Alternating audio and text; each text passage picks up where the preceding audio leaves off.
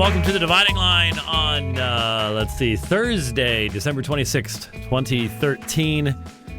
Wrapping up the year. It's that day after all of the festivities, so on and so forth. Start looking toward the new year, making plans, resolutions, all that kind of stuff. And we just simply continue on with the work of the ministry. Want to start off today, if I could find, I've got so many different audio note taker things on my screen right now. There it is. Want to start off today with something I promised to play for you earlier. It is an illustration in my mind of what's going on in the world today when it comes to our society and what we consider to be wisdom. I truly believe that the thought processes of especially the younger generation have been so diminished and degraded by a secular worldview, and hence the only type of education that a secular worldview can give, that people are now impressed by the most shallow forms of thinking. And of course, they get very angry. Oh, you're just very arrogant if you say anyone's thought process is shallow. But there are shallow thought processes. And when people engage in them and hence engage in foolish behavior, that's the stuff of comedy.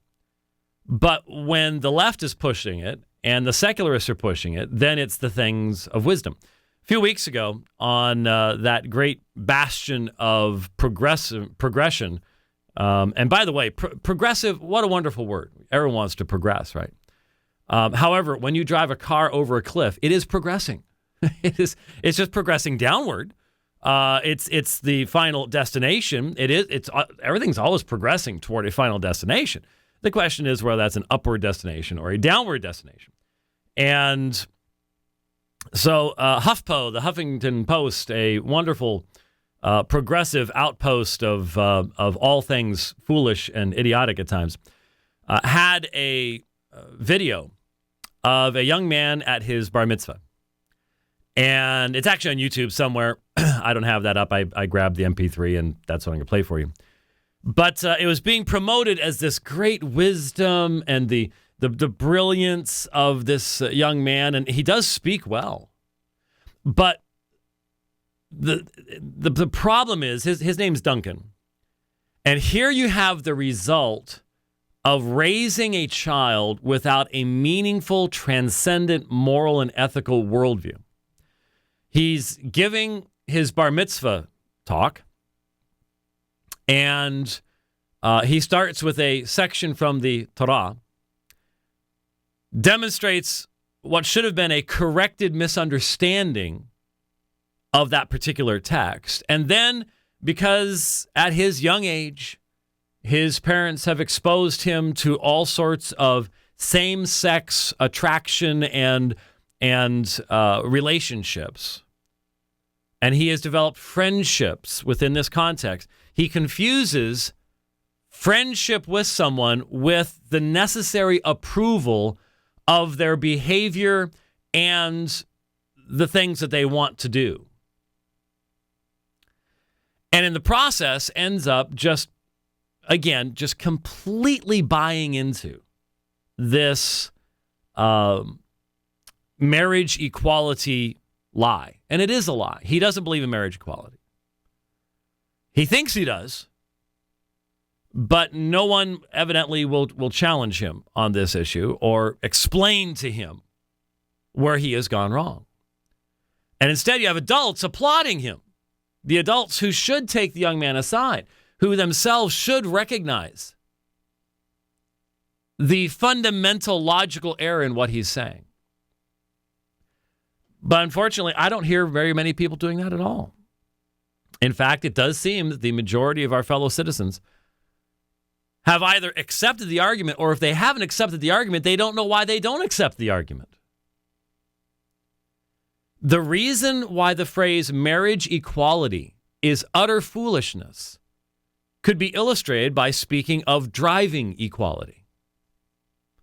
You see, driving requires specific capacities. my granddaughter's with us right now. Family's in from Georgia. And I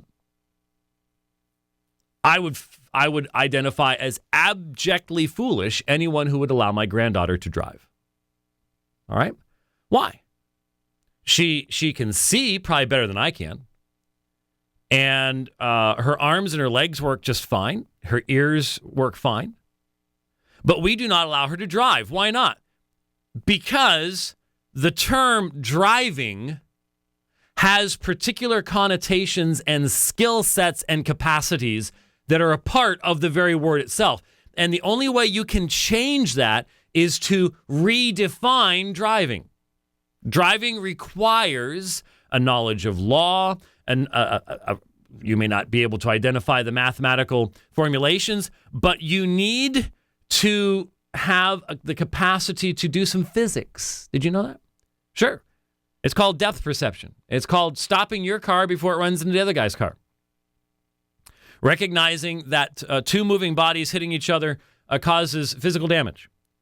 There are certain capacities necessary for the activity of driving, and therefore we don't have an equality in driving movement. Now, here in Arizona, there is sort of something like that going on. There was a story just this morning.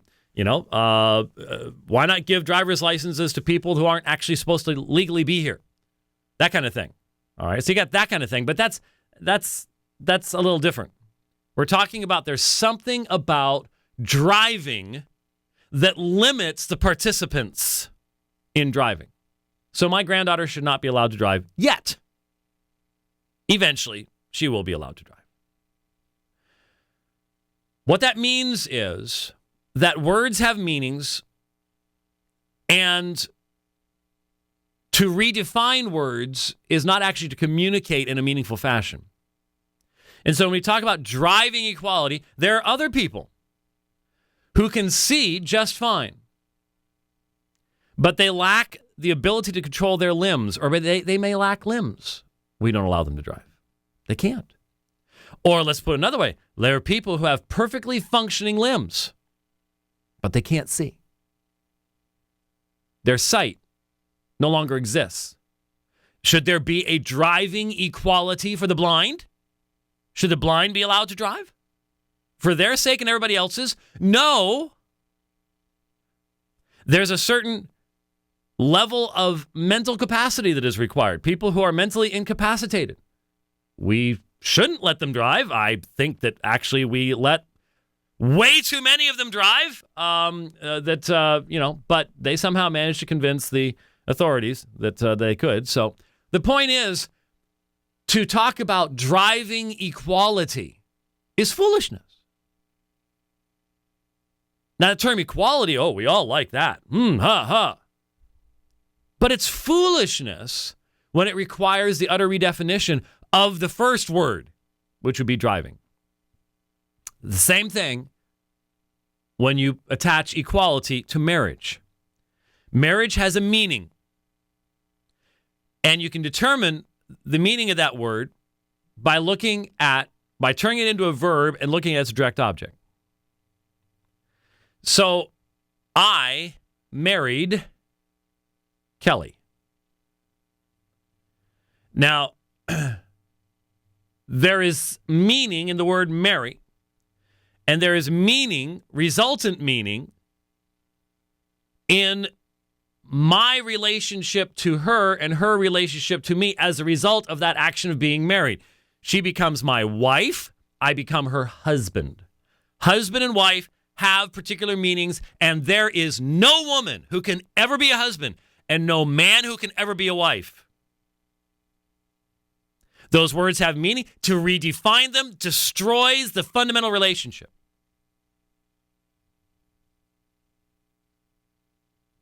Same thing with father and mother, husband and wife. They are gender specific, and they are gender good. It is right, it is proper, it is moral, it is good, it is superior to recognize that gender has to do with those words. It is evil, wrong, depraved, and disgusting to remove gender from those words. That's a fact. It's a fact that every person I'm listening to knows in their heart, even if they are suppressing that knowledge. So when you talk about marriage equality, you're doing the exact same thing that I just did with driving equality. And that is by redefining it, by changing it to 2 men, 2 women, 3 men, 3 women, 1 man, 10 women, 10 women, 1 man, 1 woman, 10 men, whatever, which is what we are faced with now. You have destroyed the institution by changing the meaning of language. Someone should take little Duncan aside and explain to him that while it sounds real good, it sounds real nice to talk about marriage equality, it is an absurdity. Because you're redefining the words. You can use other words, flying equality.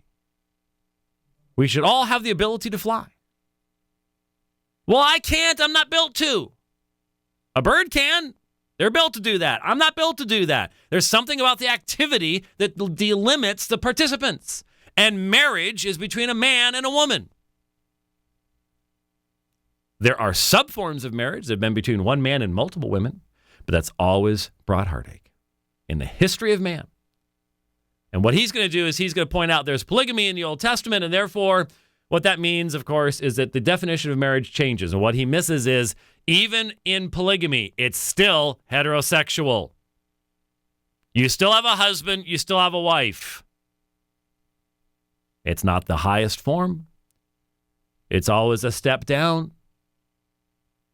But it's still heterosexual. And so those who push this marriage equality are simply having to count on the moral stupidity of the audience to not catch the same kind of redefinition of terms that used car salesmen use to get around the defects in what they're trying to sell you. And that's what we've got going on. And so here you have a young man, I'm sure he has the highest of intentions. I hold accountable the adults who should have been able to explain the problem. Let's listen to what he had to say. Shabbat Shalom. Shabbat Shalom. In my Torah portion, Vayetze, Jacob works for 7 years to earn the right to marry Laban's daughter, his love, Rachel. Before marrying Rachel, Jacob is first tricked into marrying her older sister, Leah. I find my parasha interesting because it is a window into what life was like back in the days of the Torah. Back then, they seemed to have a perfect definition of what traditional marriage meant for their time, when as time passes, we have a completely different definition today. So the question is, how has the definition of traditional marriage changed since the days of the Torah? Just looking at my Torah portion as a proof text, I think it has changed a lot.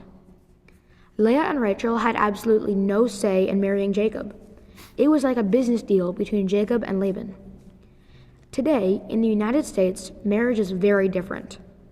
No longer do the fathers arrange marriages, and women can marry whomever they want.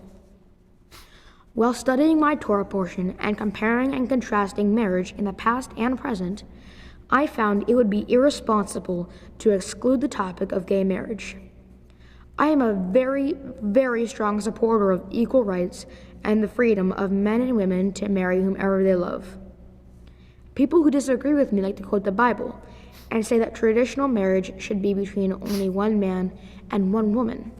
Notice the heterosexual nature of that.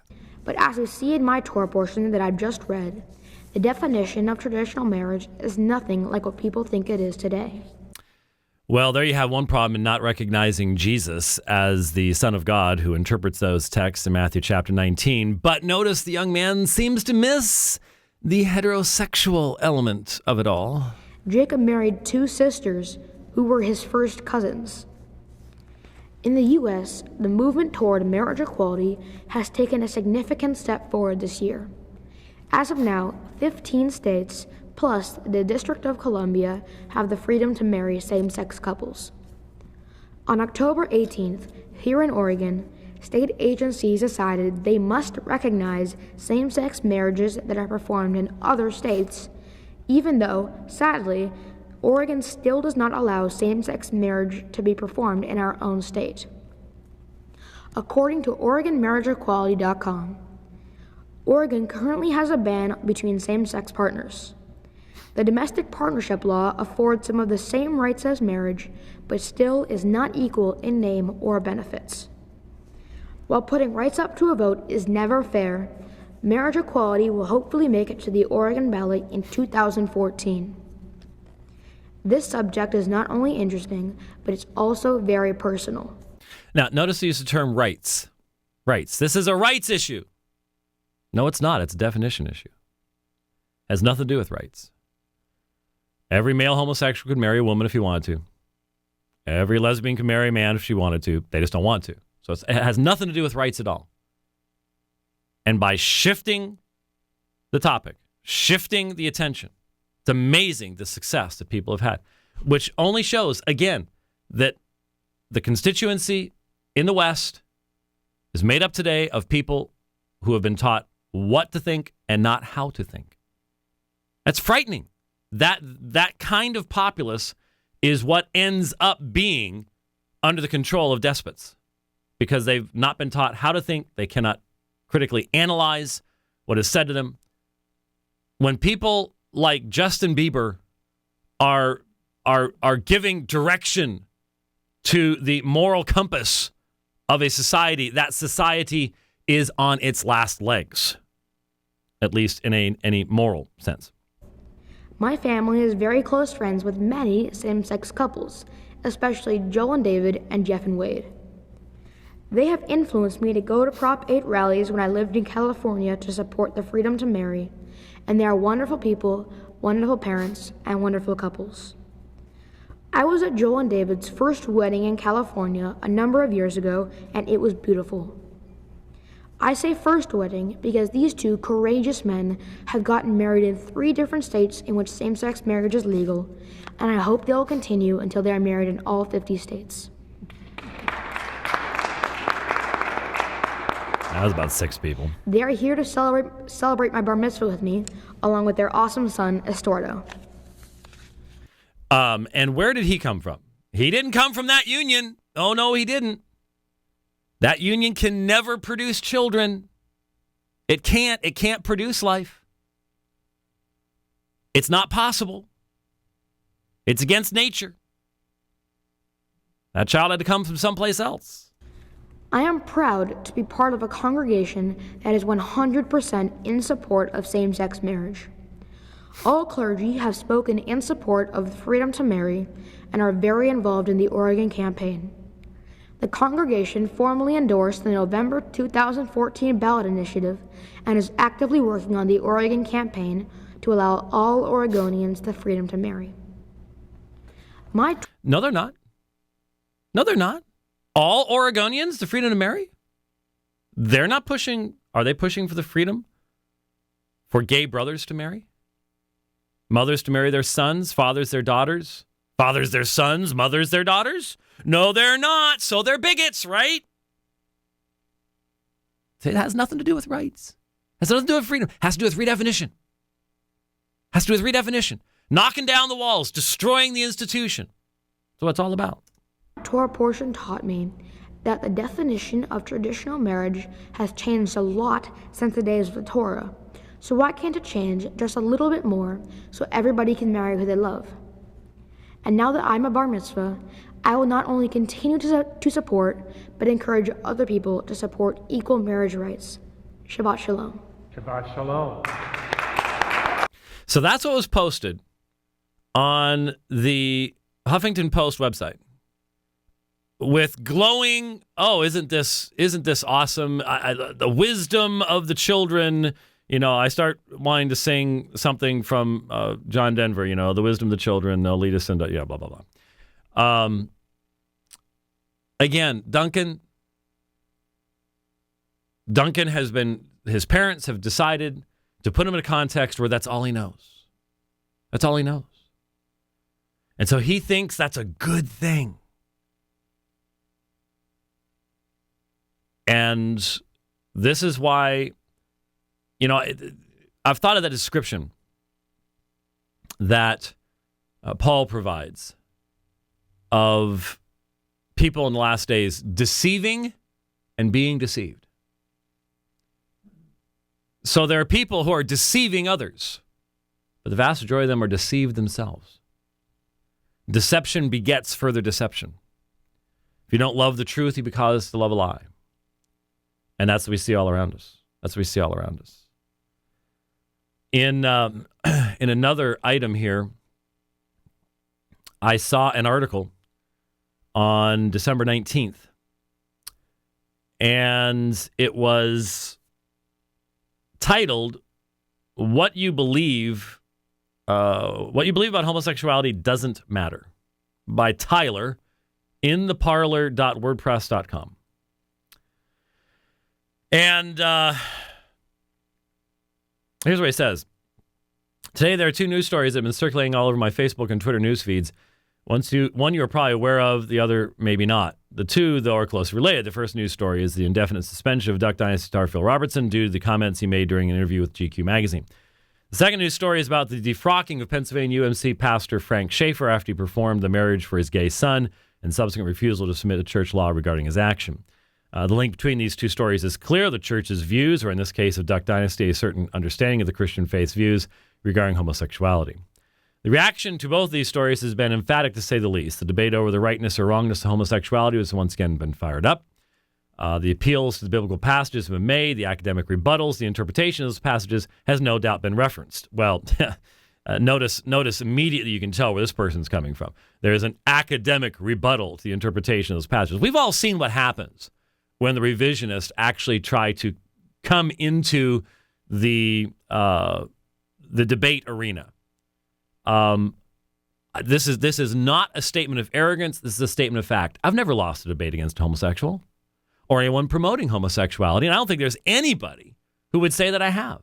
I cannot imagine anyone saying that John Shelby Spong won our debate on homosexuality.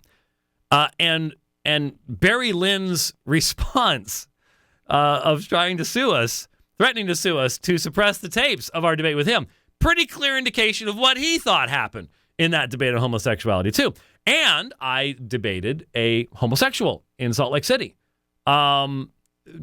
Justin Lee didn't even want to use the term debate of our encounter just earlier this year. We haven't gotten into 2014 yet. So I've not lost a debate on this subject.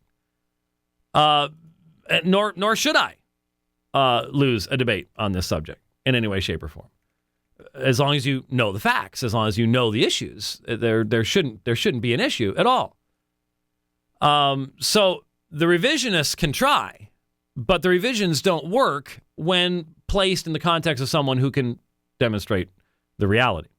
The calls for freedom and tolerance from both sides have been shouted, or at least typed out with great gusto. The theological debate, and I'm using that term very generously here, has been raging all day long and no doubt will continue to rage in the weeks to come. But I refuse to engage in it. The way I see it, the time for that debate has long since passed. Now, this man is a youth pastor, but he is a youth pastor in the United Methodist Church. Now, I know there are still believers in UMC, but you've got to admit, folks, you are in the small minority.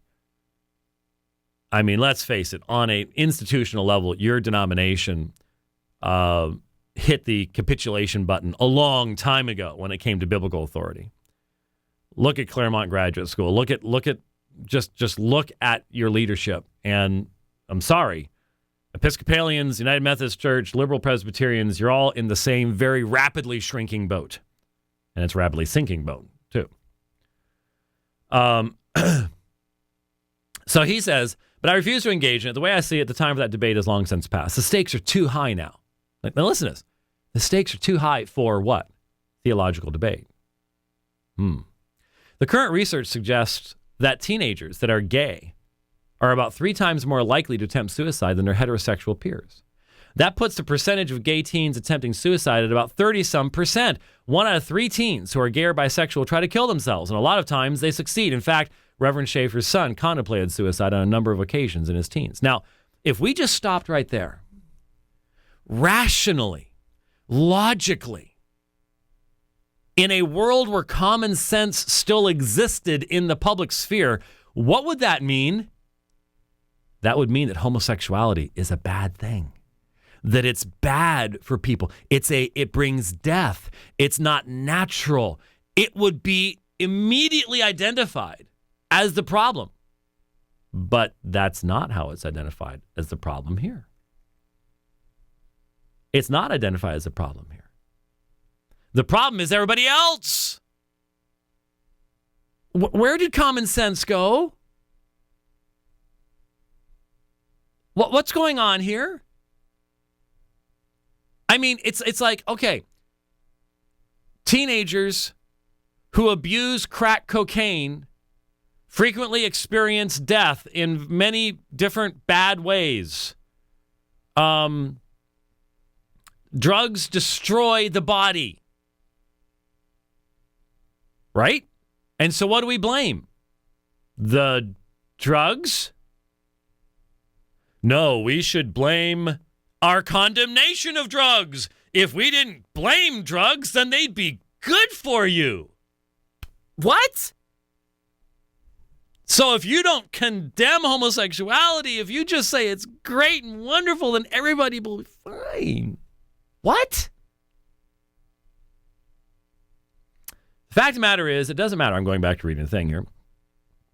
The fact of the matter is, it doesn't matter whether or not you think homosexuality is a sin. Let me say it again. It does not matter if you think homosexuality is a sin or if you think it is simply another expression of human love. It doesn't matter. Bold and italics, which ends the argument right there once you use bold italics. If it was underlined in blue and if it blinked. Remember Blink? The HTML tag Blink? We had Blink. We had Blink back in the, what was that, about 1994, something like that? 96, 7, 8? Okay, all right, thanks. Okay, stop. We don't want to embarrass ourselves. Why doesn't it matter? Because people are dying. Kids are literally killing themselves because they're so tired of being rejected and dehumanized. They feel their only option left is to end their life. Now look, this grabs people by the heart. But think about it. How many pedophiles kill themselves? Ooh, that's huge. That's huge. So let's say pedophilia is just an expression of love. See the problem? Oh, you're saying all homosexuals are pedophiles. See, it's amazing the incapacity of the leftist mind to stay on one line for very long. There is an argument here. If you don't have an objective moral standard that defines human behavior in a meaningful fashion, you're going to have real problems discussing these things. He says, as a youth pastor, this makes me physically ill. And as a human, it should make you feel the same way. So I'm through with the debate. Who cares what God says? Who cares about theology? This is why the UMC will die. Will die. Because it's filled with unbelievers. This man has no concept of having God's revelation as a foundation that then determines the rest of his life. He's in the center. God's out here. Theology's out here. And he's decided this thing can just go away. This is secularism with a religious layer on it. When faced with the choice between being theologically correct, as if this is even possible, there you go. There's the UMC. Yea, has God said. And being morally responsible, as if you could define that without the first part. I'll go with morally responsible every time. Dietrich Bonhoeffer was a German pastor and theologian during World War II. He firmly held the theological position of nonviolence. He believed that complete pacifism was theologically correct, and yet in the midst of the war, he conspired to assassinate Adolf Hitler, to kill a fellow man. Why? Because in light of what he saw happening to the Jews around him by the Nazis, he felt it would be morally irresponsible not to. Between the assassination of Hitler and nonviolence, he felt the greater sin would be nonviolence. We are past the time for the debate. No connection here. No connection here. Missed it. We no longer have the luxury to consider the original meaning of Paul's letter to the Corinthian church. That's what he said. We are past time for debate. We no longer have the luxury to consider the original meaning of the Paul's letters to the Corinthian church. Well, the original meaning is not really difficult to determine. We are now faced with the reality that there are lives at stake. God's glory, eternity, salvation, and the very human life itself. No. We just need to make sure that kids don't commit suicide. So whatever you believe about homosexuality, keep it to yourself. Instead, try telling a gay kid that you love him, you don't want him to die. Try inviting her into your church, into your home, and into your life. Anything other than that simply doesn't matter. Look, everyone can understand what the guy's saying, but he's speaking as a non-Christian. And you need to know how to respond to it. Because you see, when you bring a person who is addicted to drugs that will kill them into a situation where you will not, in any way, shape, or form, bring morality to bear, reality to bear, the fact this will kill you to bear, and just simply, you're just accepted. You're just loved. Love does more than accept. And it's not life you're inviting them to. It's eternal death. This is a person created in the image of God. The reason they're contemplating suicide is that they are themselves tearing at that image of God. That's the whole point. Here is unbelieving Christianity. That's what it is. It's unbelieving Christianity, which means it's not Christianity at all. It's not Christianity at all. I have another one we'll look at later on from Charisma News on that one, but we've gone half an hour on that. And I needed to address some other issues. The shifting gears, the smoke that you smell is coming from the clutch.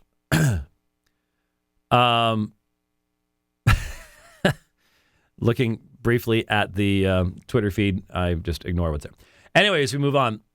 Last week, it was made known to me.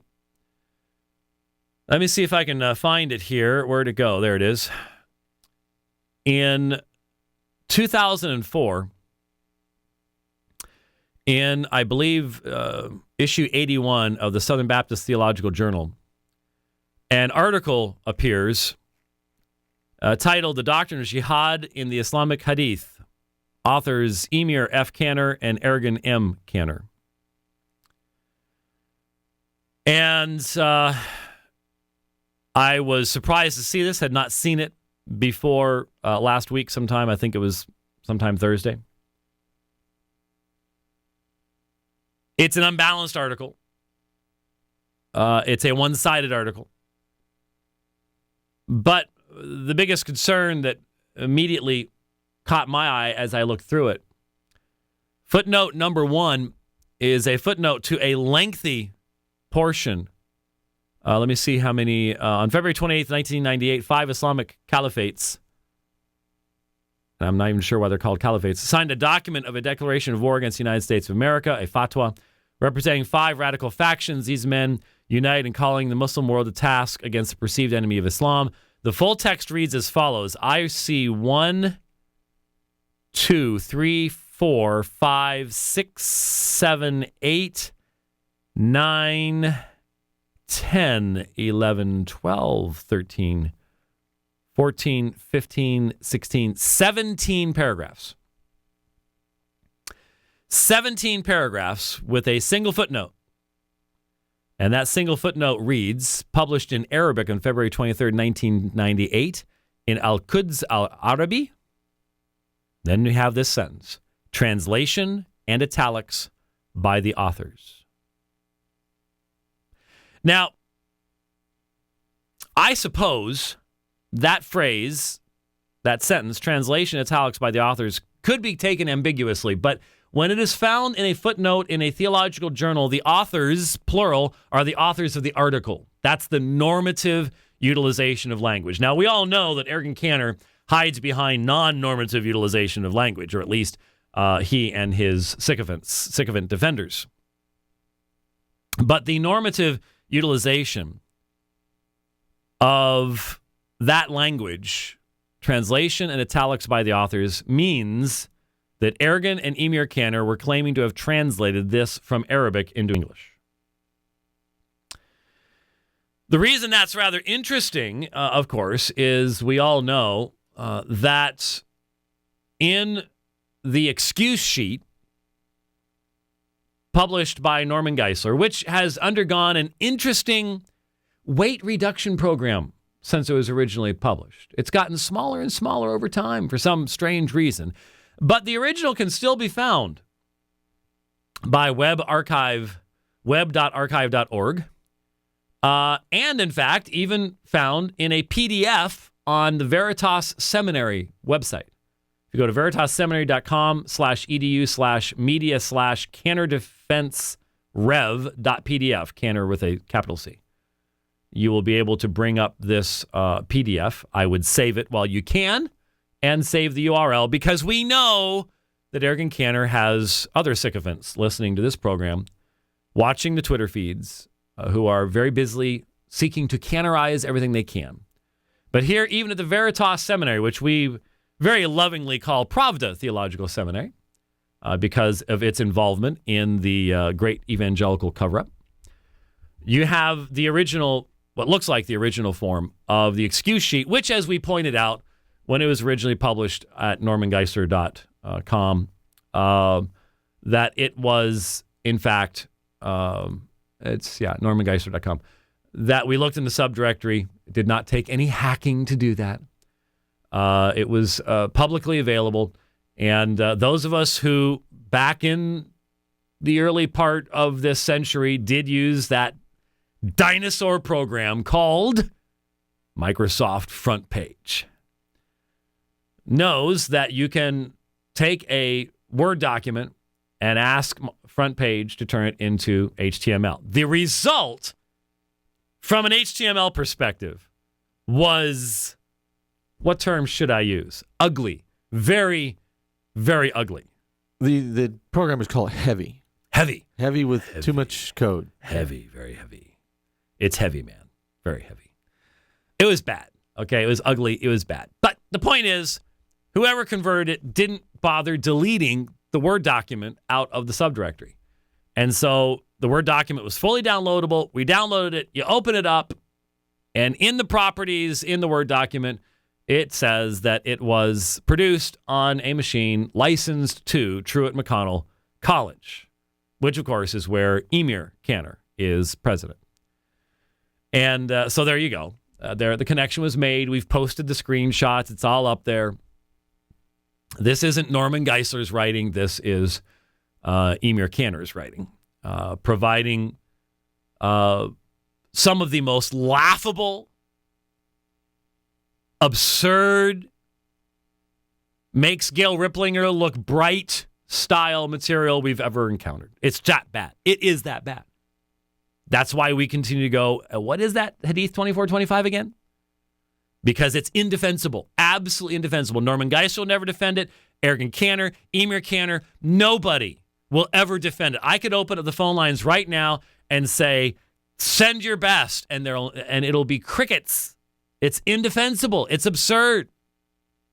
I have enough sound files just within easy click to shred it. It's that bad. But it's still out there. The pared down version is still on Norman Geisler's website and on Veritas. Anyways, it is in that we read the following words. The charge that he could speak Arabic when he can't. He only claims to be able to speak Arabic the way most non-Arabic Muslims do. Although he was raised in Sweden by a Swedish mother, Ergun learned enough Arabic, as most Muslims do, to read the Quran and speak it in prayer. Now, again, even that is absurd on a level that is difficult. I mean, it's just chuckles. First of all, he wasn't raised in Sweden by a Swedish mother.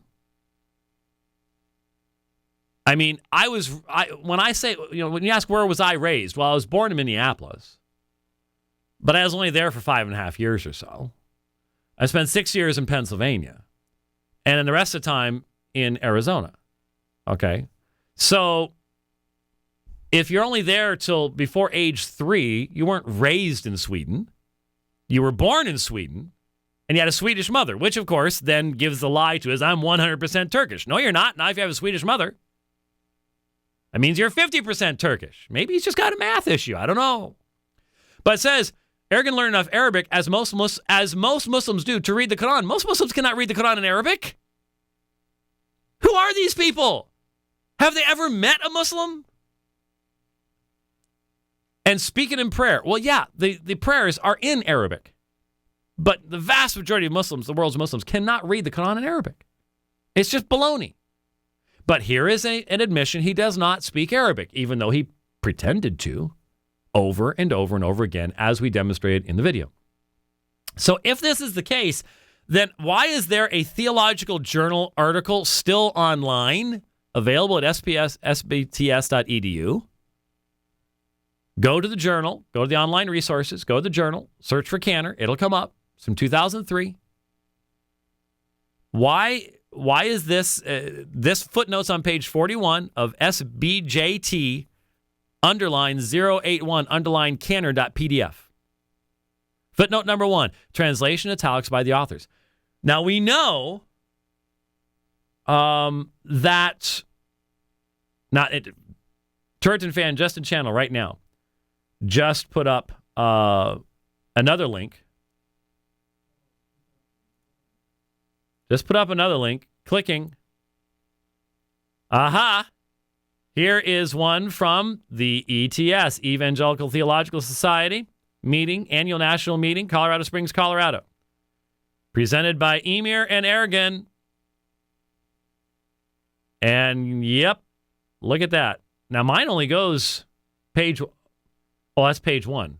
Wonder where page 2 goes. Did he let's. Would 2 be it? Yep, there it is. Yep, there it is. And footnote, translation italics by the authors. Okay, same claim being made. And that's in 2001. Yep. So they started this early.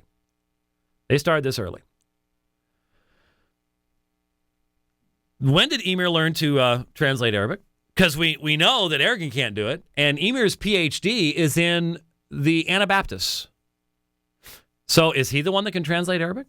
When did he learn to do it? He wasn't. His exposure to his father's Islam is even less than Ergun's. He's the youngest. He was born in the United States. I've never heard him even claim to speak Arabic. So who translated this? And why is it some people in channel, some really smart people in channel, started looking around and they found this same document in English, and it's eerily the same as what's found in these papers. In fact, let's put it this way. It's a whole lot closer to being plagiarism than anything Mark Driscoll did. Interesting.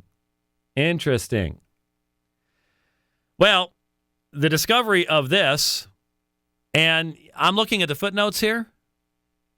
I don't see any reference in the Baptist Theological Journal article that says that this article appeared or was presented at ETS and appeared earlier. I wonder why not. But then footnote number 7 of the article says, see Hadith number 42, volume 4. This verse is also repeated in 5.59.602. Now again, that is not a meaningful citation of the Hadith collections. If you don't identify the collection, you can't find the reference. Anybody who's actually read the Hadith knows this. Anyone who's actually debated Muslims knows this. Ergun and Emir Caner didn't know this. They've got to know it by now. But they didn't know this up until about 2010. Well, evidently, the discovery of the SBTS journal article caused somebody to look around and go, hey, I wonder if Ergun Caner ever spoke at Southern Seminary. And lo and behold, he did. He did. At the Carl F.H. Henry get-together in 2003 with Dr. Moore and Dr. Moeller, the third speaker was Ergun Caner. I will try to remember to post the URLs to the original MP3s. They are still available at sbts.edu, and I hope and pray they remain available at sbts.edu so that you can listen. But, of course, we've downloaded them. The web doesn't forget. The web doesn't forget. And I listened to them last week, and there were a couple places where I just about fell off my bike. One of them, I think I already played for you last time. I'm going to play it early here, and then we'll get back to it. Here you have from 2003. Here's to me one of the most important elements of the discovery of these audios. Now, by the way, this would have been really interesting because Peter Kreeft was supposed to be there as well, and they were going to be critiquing his evangelical jihad. But he never made it. And they're still not exactly sure why. It was some sort of alleged, well, the assertion was a family emergency, but no one ever said what it was. So Kreeft wasn't there. Thankfully, Dr. Mohler's presentation was, as with most things that Dr. Mohler does, smack dab on target.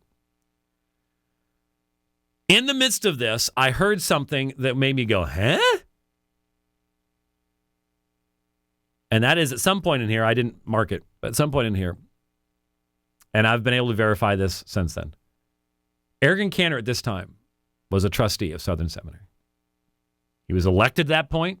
He elected that position by the Southern Baptist Convention in the state of Colorado, I believe, where he was at that time a pastor, or had been a pastor. He was a trustee. That's probably how he got the gig at Southern in the first place. Now remember, in 2003, I don't even think the Muslims, I do not know the first time where Muslims started putting up material going, there's something fishy about this dude. I don't remember when Muhammad Khan started. I'm going to guess around 2008. I'd say it's a fairly, I think I'm being pretty fair there. I think around 2008. This is 5 years earlier than that. There was no reason for Dr. Mohler, Dr. Moore, Dr. anybody to question what this man has to say. The willingness of Ergun Caner. Now, again, all you got to do, take the Geisler excuse sheet, written by Emir Caner, take the Bruton Parker press release, just use them as your standard, and Ergun Caner stood in front of Al Mohler and the staff and the faculty and the students of Southern Seminary and boldly lied his face off with a smile. With a smile. The man is incorrigible. But here's what made it so significant to me. What turned me on to this? What got me aware of where Ergun Caner was coming from? Of the fact there was a problem. His claims about Shabir Ali, remember? Muhammad Khan sent me, he posted a video. Well, it wasn't even a video. It's just one of those YouTube things where you have audio, but you know what I mean. 2010, I think it was February. I'm going over to London. Going to do debates over there with Muslims, real debates. We can prove it because you can go watch them on YouTube today. Unlike Ergun Caner, where you can't do any of that. And there you had, twice in 2007, Ergun Caner claiming to have debated Shabir Ali. Now, the one thing that Ergun Caner has apologized for in all of this, now, we've seen his tweets, utterly vindicated, pure as the driven snow, I deny everything that's ever been accused of me. But the one thing that he apologized for was misnaming a particular Islamic scholar. He didn't even have the guts to say, you know what? I claimed to have debated Shabir Ali, and I was wrong. I was wrong. And even then, his apology was up for what, 10 days, 2 weeks? And then he pulled it. And yet people today still go, well, he did say, oh, and that was the other thing. Would you remind me to do this? On the Pastor's Perspective program last week, Calvary Chapel, Brian Broderson took a call about Ergun Caner and said he's repented. He's repented. I was going to play it, and I have it. I have it on my other computer, and I just forgot. I'm sorry. But he claims that Ergun Caner's repented. The only thing Ergun Caner, quote unquote, repented of was claiming to have debated Shabir Ali. That's the only thing. Broderson is wrong. We'll play the whole call. I have it. You know what? Did I save it to Dropbox? If I was smart, I saved it to Dropbox. Let me look real quick. This is a musical interlude. Caner, cycling, Caner. I didn't. Why not? Because you're dumb. It's on my desktop at home, but I will grab it and we will listen to it because someone called in. They were given bad information. Now, again, Brian Broderson just may think that's the case, but he's wrong. Here's the point. 2 times in 2007, he claims to have debated Shabir Ali. He's never met Shabir Ali. He's never debated Shabir Ali. Blah, blah, blah, blah, blah, blah. Right? We all know that, right? Uh-huh. I was on Jomax Road. I was eastbound on Jomax Road when I heard this. It's beep, stuck in the brain. That part won't go away. I may forget who I am, but I will not forget where I was when I heard this. Hello, click, go. With Shabir Ali, when he and I do debate, he will say, well, you will speak very kindly about Muhammad. And I said, as long as you do so about Jesus. You attack Jesus, I'm going after Muhammad. And so he said, that's what I did. As soon as he did.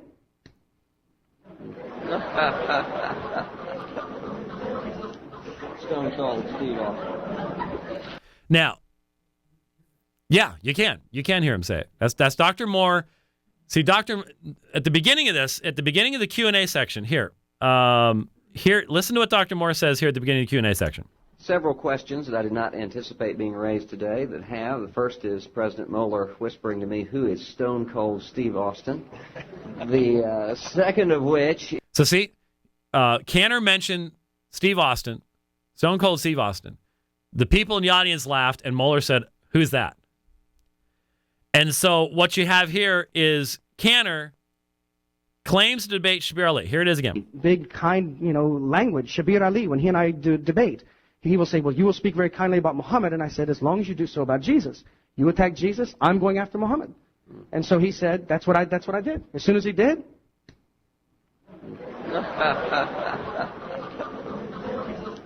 Stone Cold Steve Austin. So that's Dr. Moore leaning over to Dr. Moore saying, there.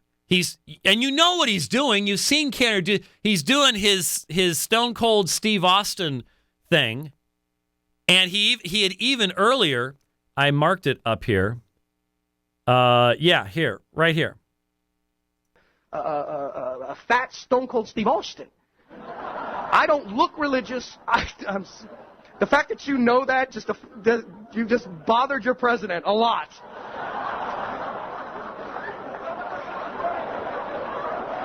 Yes! I love you so much. See, there's where it came in. So we all know he has a WWF fantasy. He thinks he's a WWF guy, that he's one of these wrestlers. We've been told this by everybody who knows him. His basement, when he was at Liberty, was filled with full-size, life-size posters of WWF people, and he's just taken with this strange. We're not talking UFC stuff here. We're talking the goofy fake stuff. That's where he lives, and so he's striking this Stone Cold Steve Austin pose, as if, well, I told Shabir Ali. He's never met Shabir Ali, and this was 4 years earlier than the earliest example we had. If we had a exhaustive accounting of everything that Ergun Caner said during that time period, all the radio interviews, how many times would we find him misstating things? Because remember, even in his apology, he lied. He said, I misspoke. Excuse me. This is now 4 years earlier. You going to tell me That twice in 2007 and 4 years earlier, you were just misspeaking the same name and quoting him? Now, by the way, I know Shabir Ali pretty well. He would never have said to Ergun Caner, you need to speak respectively of Muhammad. He'd never say that. He'd never say that. And he never did, because they've never met. The man's lying through his teeth. And he's lying through his teeth on stage at Southern Seminary. And he just continued it and continued it. Why? Because he got away with it. There was nobody in that room who knew Shabir Ali. I didn't know who Shabir Ali was in 2003. I had no idea. If I had been sitting there, I would have been absolutely, wow, this guy's great. This is awesome. This guy's good. Now, the reality is, now, being where I am, I listen to his answers and I go, this guy is clueless. I mean, there were things that he was saying in answer to good questions that Dr. Moore asked him that are literally incoherent. They're incoherent. Listen to this. Listen to this. And so, I mean, does that make sense? It absolutely does. I had the same conflict. I was at Frankfurt at the book festival with the International Mission Board guys there, and they had said, but the only term we can use is Allah. And I made the point that, what you do not have is a personal relationship. Refer to Allah as Father, there's no problem. If you want to use Allah, I would always say Isa bin Allah, Jesus, Son of God. We're in such a rush to get my people saved that we're neglecting that before one is saved, they must recognize their lostness. In other words, that Allah is not just a good path but off the wrong exit, but that Allah was idolatry. Just for me, from my perspective, most of us who are MBBs, Muslim background believers, we do not use Allah as our terminology, even in Arabic. We may use the Persian term kudu, but if I speak of Allah, I say Isa bin Allah. That is gibberish. That is gibberish. The standard Arabic translations of the Bible use Allah.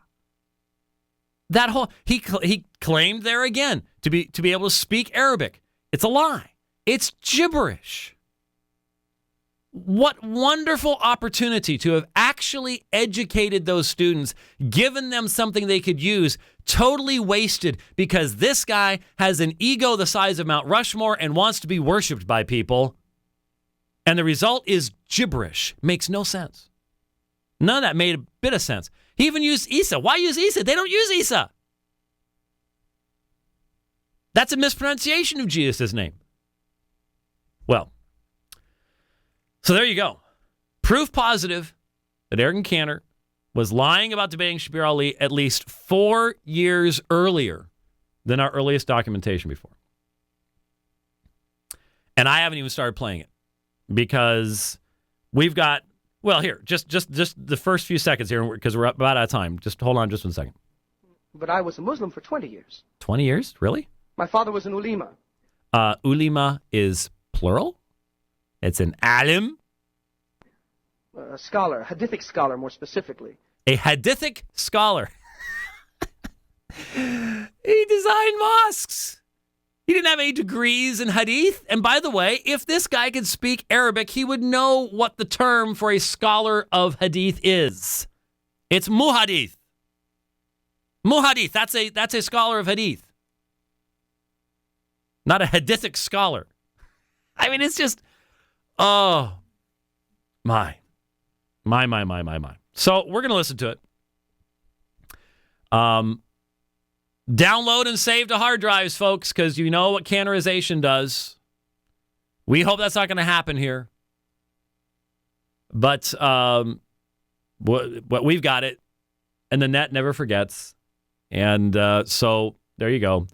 But we will work through it because there's some again. He claims to have done a debate at the University of North Texas that there was an imam he was debating who he called Abi, which means father. Why in the world? What? Just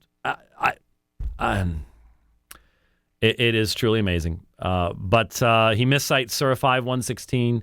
He depends on Yusuf Ali. He does the majority we were always in the minority stuff. Right here. But it was my saturation. It was my life. Everywhere I lived before I came to America, we were in the majority. I come to America, and I have to explain to you, from the Islamic mindset, it is tough moving to your culture. Yeah, there you go. And now we all know, of course, that he came here before he was 3. Again, just more evidence. You who continue to defend Ergun Caner, how much will it take? Folks at Bruton Parker, think, people. Think. How much evidence do you require? It is amazing. Absolutely, positively amazing. So we will continue on with that, as well as watching the developments in all sorts of other areas. We will be back before the end of the year, probably do a sort of year in review type thing if we possibly can. It has been an amazing year, certainly the most amazing year in my ministry, and we'll talk about that as well. Thanks for listening to the Value Line today, and God bless.